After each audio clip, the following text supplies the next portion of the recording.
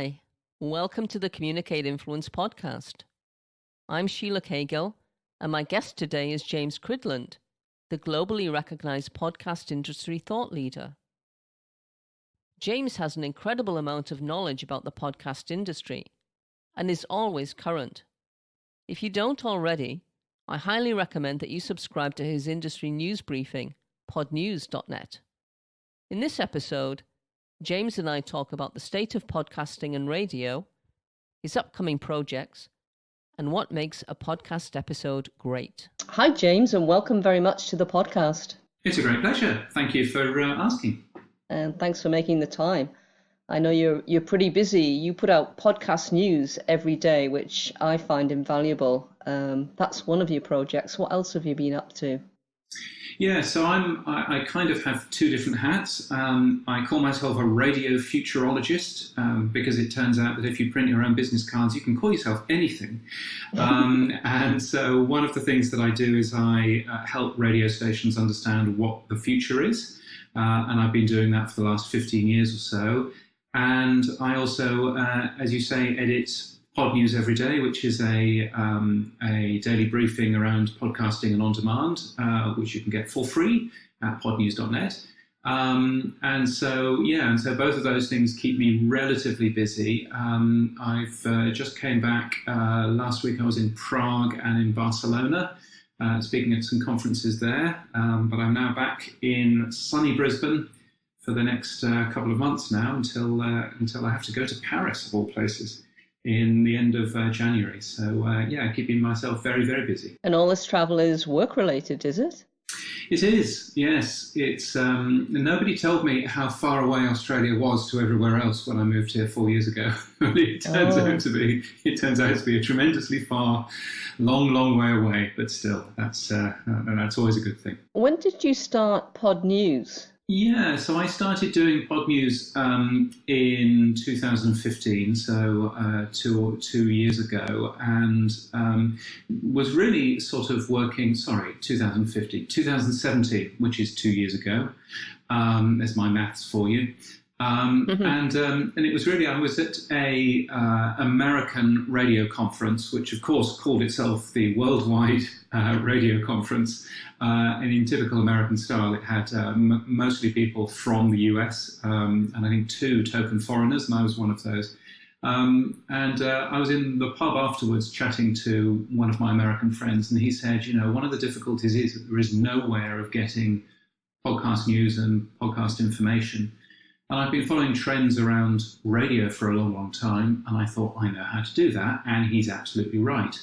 And so started doing Pod News at the end of May 2017, and I've really enjoyed doing it, actually. It's been a really enjoyable, thing. But I'm not really very new to podcasting. I was actually working, I helped launch the UK's first daily podcast from a radio station back in 2005, when I was working for a radio station in the UK called Virgin Radio. And I was working with them to get the best out of podcasting back then, and that was in the days before Apple had even included it in the iPod. So it was quite a first thing, I think. And so have been involved with it both my time at Virgin, at the BBC, and at other broadcasters as well ever since. So you've been really involved in podcasting from the very early days, even before this renaissance in podcasting very recently. Yeah, and I think I've seen podcasting grow and change as an industry as well. I remember the first podcast conference that I went to, which was in July, I think, of 2005, and lots of passion podcasters, lots of independent podcasters.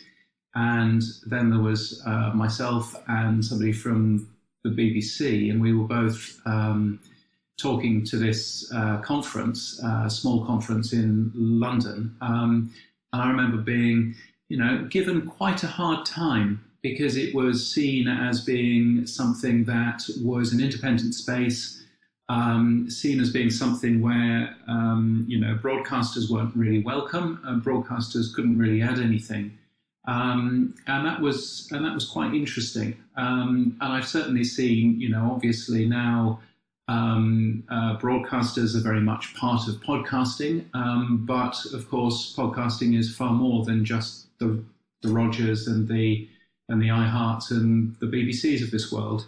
So so it's been interesting seeing how podcasting has changed ever since. So you've got fantastic insight, and the fact that you've been involved in podcasting as well as radio for such a long period of time, that puts you in a unique position, really. You can comment on the trends that you've seen come and go. There was kind of there was the rise of podcasting, and then it kind of moved away from the top trends, so to speak. And then suddenly in the past few years, it's really surged and everyone is getting into podcasting. Why do you think that's happened? Yeah, I mean, I think there was a rise, certainly in 2006 to 2009, there was a nice sort of increase in people getting interested in podcasting, because it was something that came with the iPod, and something that came, with the first iPhone as well. And then you're absolutely right, there was a sort of a leveling off for some time. And I think it's become more interesting, partially because US radio has become less interesting. US radio is much more, joined together, is much less local, is much less. It takes far fewer risks, and most of the large radio companies in the US, certainly the commercial ones, are knee deep in debt, and they're there trying to save as much money as they possibly can. And so obviously programming has suffered there. And I think that probably meant that people were looking for more stimulating audio than they were getting from their radio station, which is probably why we've seen, certainly in the last 5 years or so, a significant increase in the amount of awareness of podcasting now, and the amount of people consuming it. But I also think it's hit that sort of stage now where podcasting is now beginning to grow very fast, and so therefore lots of other people are talking about it and investing into it. And when you invest into an industry, that typically means that industry continues to grow. So I think we're seeing, sort of a happy coincidence of radio taking less risks and being less exciting, but also people beginning to invest more in the content for podcasting as well, and that's been a good thing. And I guess there are lots of other factors, aren't there? For example, you can pretty well listen to a podcast almost anywhere. You could plug in a set of headphones and listen when you're out walking, when you're jogging, when you're at the gym, when you're on the way to work. I mean, sometimes I even listen when I'm at work if I'm doing something that doesn't need intense focus. So it's kind of like that lifestyle shift as well. And the fact that, small independents just like me can set up a podcast if they want to. So those kind of factors play into it. Yeah, I think there's a big change in how people have consumed how people have consumed podcasting in the past. You're absolutely right that lots of podcasts are listened to while you're out and about, while you're doing other things. That's the benefit of mobile phones and the benefit of what we actually have. Although actually, the most popular place to listen to a podcast is at home. So it's often thought as being something that we listen to while we commute, while we're on the bus or on the train going to work or something else. But at home listening is also particularly high.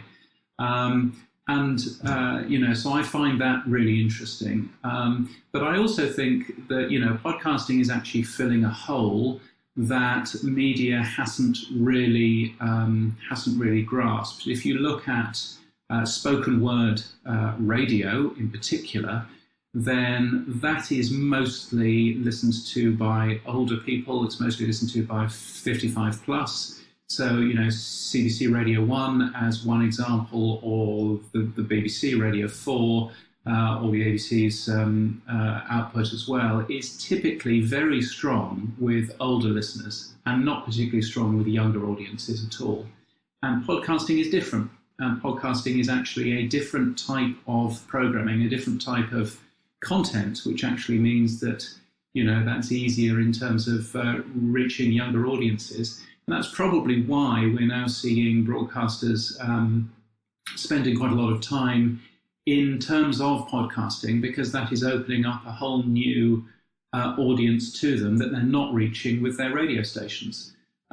So here in Australia, as one example, the ABC, which is the public service broadcaster here, has a very successful youth radio station, which is called Triple J, and a really successful local radio network as well. The local radio network is 55, 60 plus. The youth radio station is really up until 25, and then between 25 and 55, you've got nothing really. So what they've done is they have spent a lot of time in producing bespoke podcasts which are aimed at 30-something females mostly, because that is an area where the ABC is not actually currently reaching. And you can see that other broadcasters, the CBC in Canada and so on, are doing very, very similar as well. So there's actually quite a lot of good strategy in there too. It's interesting as well, the older audience, that kind of 55 plus and 60, 75 plus. I've met a few older people who've said, I really want to listen to a podcast and I just don't know how to. So do you think there's a bit of a technological barrier there, or some kind of mysteriousness around podcasting that if older people were pointed into the right place, they'd start listening? I don't think so. I think actually, and there's a lot of research that's come out of the US in this, that actually, yes, there are some people who don't know how to listen, but there are many more people who don't know why. And, if you don't know why you should listen to a podcast, if you don't know what a podcast, why a podcast differs from the other media that you consume, then, what's the point? So I think actually we've got a lot of work in terms of communicating what podcasts are, and particularly what sort of content you can actually get on there. And I think one of the turning points last year was Dr. Phil, who started a podcast of his own, Fill in the Blanks.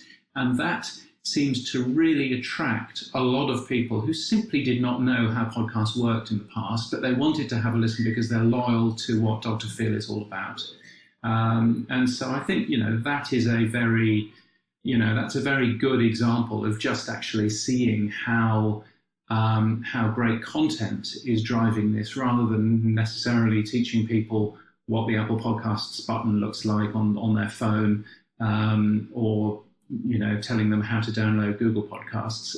It's more a conversation around what sort of content you can actually get on there and why it differs from the type of content that you already have available on the TV, on radio, and so on. And I think also you can have a look at things like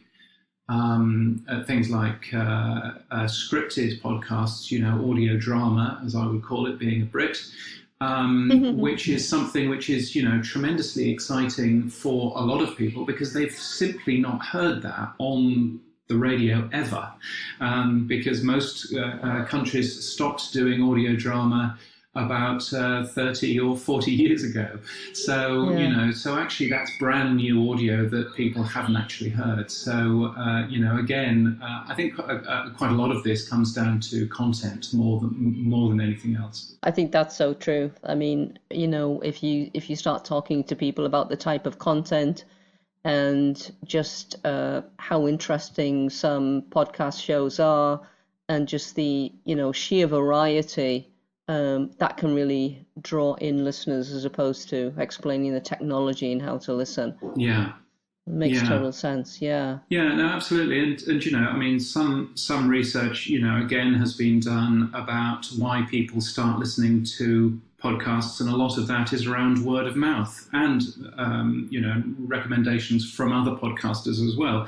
But actually word of mouth is the most important thing, which is a good thing from the point of view of how podcasts work, but also how generally we recommend other things to our friends.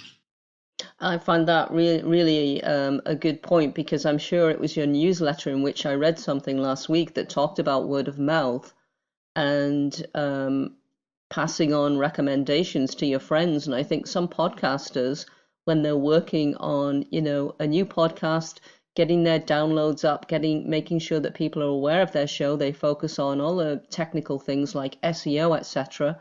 And we forget to remind listeners, hey, if you like this show, tell your colleagues, tell your friends. That is so effective. Yeah, no, it really is. And I think that that's a very important thing, because actually then you can actually, hold people's hand and point them to, talk about the how, but only after you've talked to them about the what. What will you hear? Right, here's how it works. Here's a podcast app that will work for you. And I think that's an important part too. Yeah, I'm sure every podcaster would love to ask you this question, so I'll ask on their behalf. What in your view makes a really good podcast show and a good podcast episode? Oh, gosh. Well, maybe two things I would say on that. The first thing is a podcast. Quite a lot of people ask me how long a podcast should be. And my answer to that is always a podcast should be as long as it needs to be, but not a minute longer, because that's really important. So actually, my definition of a good podcast is one that has been well edited, one that has been well crafted, because any podcast that respects the audience's time is an important thing. So that's probably one thing. I think the other thing is, and I'm noticing this with a lot of different podcasts now, that people are going away, they're recording a series of maybe 8 episodes, they're releasing that as a podcast. And that's fine, and there's nothing wrong with doing that. But if you just record 8 episodes back to back and then release those, then you're kind of ignoring the audience. And some of the best podcasts that I've heard are podcasts where you actually hear audience participation going on as you listen. So a good example of that, for example, is a podcast that I was listening to very recently called The Missing Crypto Queen. And The Missing Crypto Queen, it's a BBC podcast, and you think, oh, well, it's got 400 people working on it. It's got 2 people working on it. And it's been looking for a particular person who has, so the podcast says, frauded people out of lots of money. Now, that's a really good podcast and a really interesting podcast. And again, they produced 8 episodes or however long it was. But what they also did is they didn't finish making them until they were actually ready to stick them into the podcast feed. So episode 2, you heard people reacting to episode 1. And you heard different ideas coming from the audience, which they then followed up in episode 3 and episode 4 and so on and so forth. And it makes you feel part of a club. It makes you feel part of something that's more than just listening to some pre-recorded content.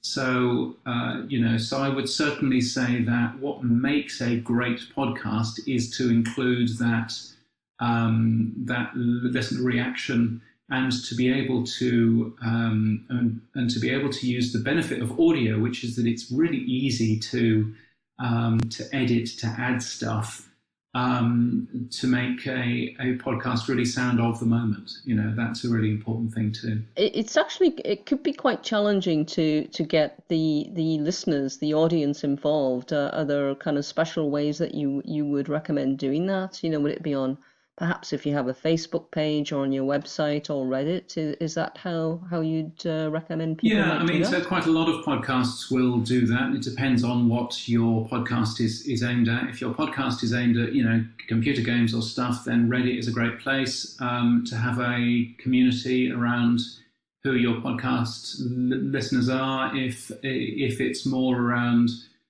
let's say, parenting, then maybe Facebook might be a better place, and so on. But yeah, we're certainly seeing a bunch of that sort of thing going on. But just, reminding people how to get in touch is usually a good thing, both in the audio as well as in the show notes. Show notes are wonderful things, but not everybody reads them. And actually, not every podcast app shows them very well. So making sure that you actually, mention that in your podcast, probably near the end rather than at the start, is a good plan. So, so that's one way of doing that too. I know that there are many podcasters in North America who use the telephone as well, and they have a 1-800 number, and and away you go. I think that probably works in North America. It might not work, elsewhere. But again, just sort of different ways of getting in touch is always a good plan. Yeah, exactly. I really like that idea. It's something that I want to do. And I think I mentioned in my intro, my first ever episode, that I'd love people to get in touch. So I need to give that message again. And tell us what will you be up to in the first few months of 2020? What kind of plans do you have in your diary? Well, at the moment, I think one of the slightly weird things about being a keynote speaker, as I sort of half earn my money from, is that you're never quite sure what you're going to be doing in 3 or 4 months away. So I know I'm coming to I'm going to Paris for the European radio show at the end of January, which I'm really looking forward to. One of the things that they're doing there is they have a full day around podcasting, and so that'll be a nice way to get my both of my hats, my radio hat and my podcast hat, there. And I'm also, and I think it's in May, but I could well be wrong, speaking at a Christian radio conference in Orlando, which was postponed last year after they managed to schedule it at the same time as the large tornadoes, and so about hurricane, and so amusingly, an act of God actually stopped the the Christian radio conference going ahead. But I'm really looking forward to speaking at that. I think that sort of shows what both podcasting and radio is very good at, which is intimacy, which is a community feel, and a community of that type is really useful. So I'm doing a fair amount of that, but also just focusing on the podcasting newsletter, making sure that that has some interesting stories on there. And I think, one of the things that is great but also quite difficult is that I do both the writing of the newsletter, which, by the way, has to be every single day, because it turns out that, in Canada, Thanksgiving is a different time of year than in America, and et cetera, et cetera. And we don't do Thanksgiving at all in Australia, and so I have to write that every day, which is one thing. But I also do all of the tech on the website as well, and there are things that I want to change about how the website works, and of course that will be quite a lot of work behind the scenes that probably nobody will actually see. But it's important, I think, just to make sure that I'm doing that bit right too. Because I think, one of the interesting things about being involved in podcasting is you really do have to know everything. You have to know everything from how the equipment works, to how podcast hosts work, to to the technology of your own website, and so on and so forth. And I think you can't probably write about that unless you're also experiencing that too. And so from my point of view, I'm very keen that, I host my own podcast. I produce a podcast every day.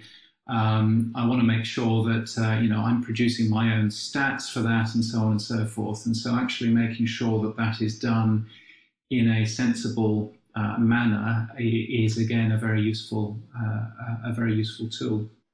Yeah, it must be a lot of work for you, James. I mean, I've worked on newsletters in the past, and I don't think they were as meaty as yours. And as you said, you're producing it every day, so that must be quite time consuming for you. Yeah, I mean, the most interesting thing is when I'm about to get on a 14-hour flight, and they're going, right, I've got 20 minutes to write pod news today. How quickly can I manage that? And so you'll notice when you listen to the podcast is that normally it's a nice, highly produced affair with music and all of that kind of stuff, and occasionally you can just hear it's just me talking into a mobile phone in an airport, yeah. because sometimes you kind of have to do that.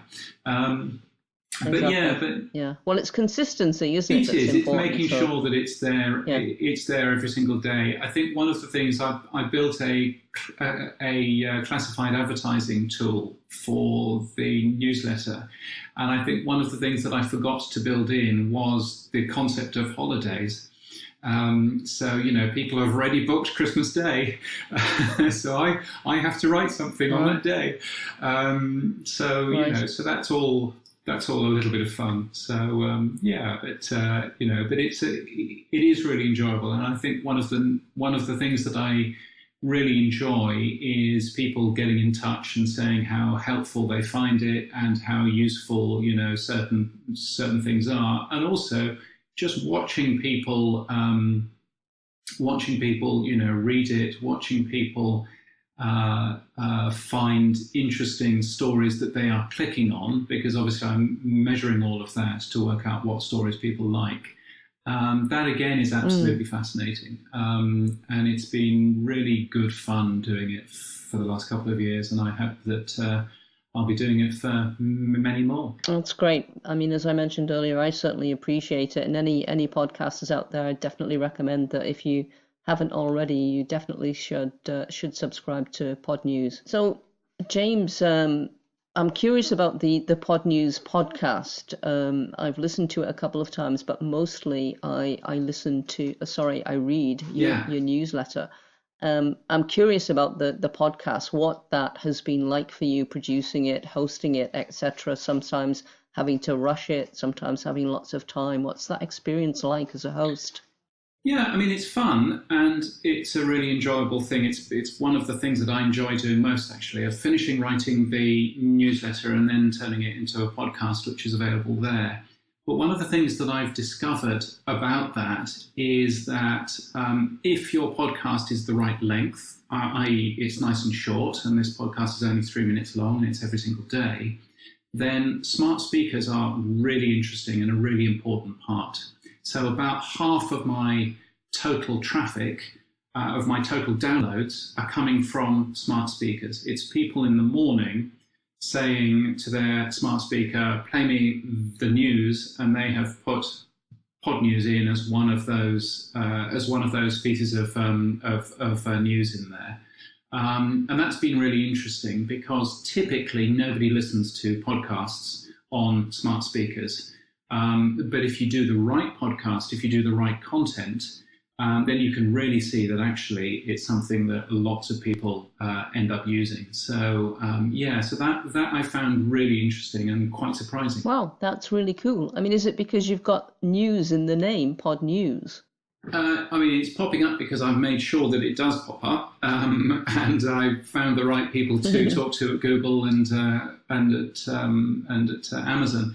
But also, I think, again, it's what that product is. It's a short overview of what's happening in the podcasting world.